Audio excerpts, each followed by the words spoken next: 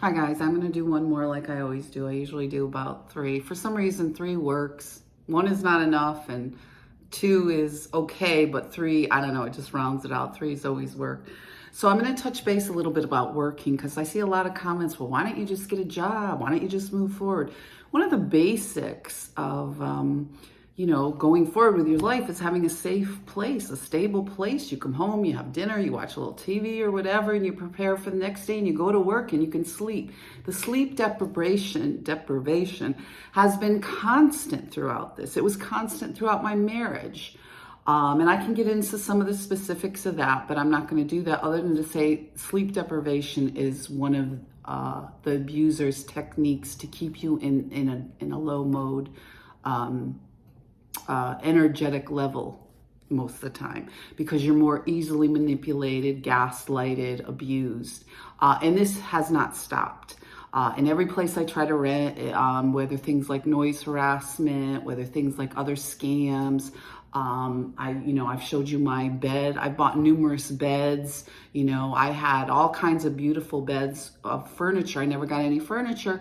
An $800 Posturepedic when I left, a brand new box spring mattress, but I've been sleeping on the floor. And this access with the burning is easier when you're sleeping on the floor. And I'm not going to get into all the specifics of that because it is hard to say, you're being burned in an apartment and people say, well, that's really weird. But you know what?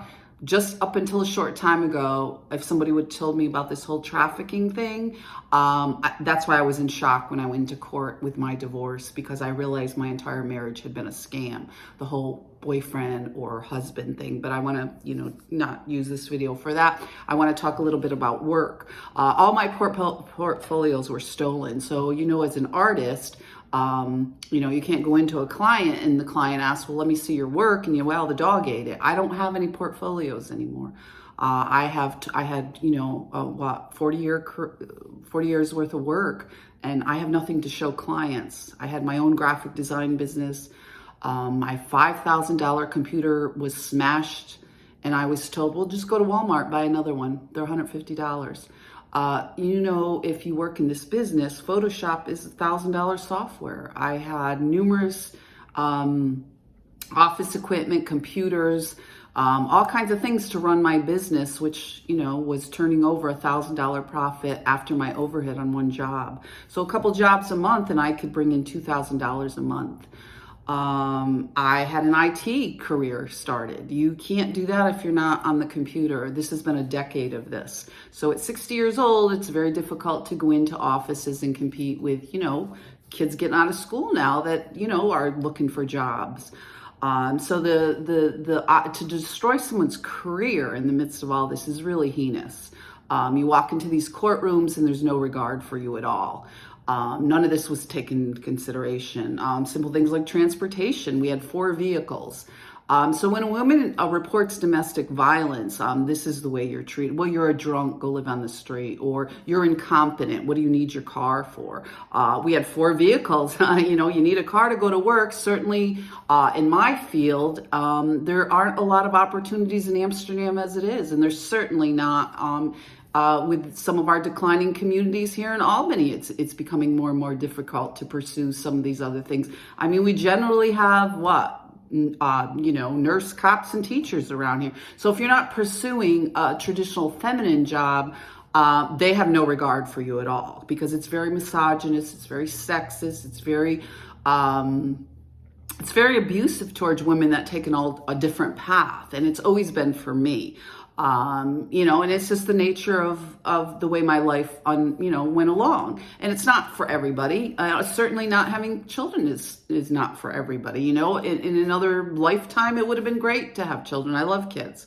But certain people have different life considerations and different choices. We have different choices. Okay. And that's what I'd like to press upon people. People say, well, why don't you do something else? Well, this is what I am doing. This is what I'm doing. And I'd like to pursue some of this video stuff and some of this online stuff and some of this stuff that I would like to pursue and put together now. But living in a situation like this makes that very difficult. And they've done this throughout my my life path, whether it was when I was young and different things I want to get involved with, when I was a teenager going to high school, when I was trying to pursue a college education, when I got out of college. So this has been ongoing sabotage and harassment from these group of people for a long time. And it's the same people doing the same things and getting away with the same stuff. There's been horrible abuse and discrimination and harassment over me having a career. And I get into some of that with the classism and the misogyny and, poor girls aren't supposed to have careers. You're not supposed to buy a new car. You're not supposed to pay off your mortgage. And my ex-husband went into these courtrooms with these good old boy judges, and all he had to do was talk in this manner a little bit, and right away their eyes glaze over and they go through the whole rigmarole I've seen throughout my life story. That if you don't fit that mold, it's the adage, oh, you're a whore, you're a prostitute. And this has very detrimental, horrible consequences for women in these situations. Certainly in this area, it's a depressed area.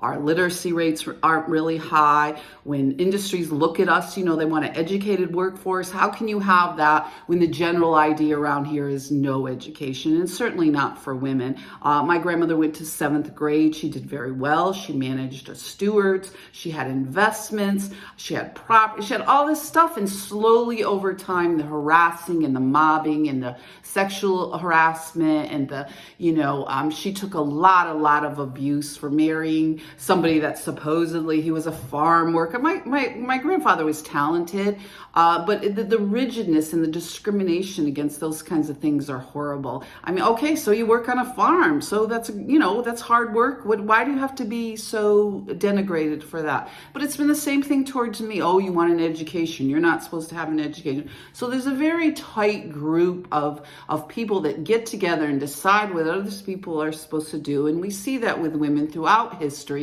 If you don't want to be what they want you to be, you're going to suffer the abuse and the harassment and the destruction of the life that you do choose and that you do put together, and you have every right to.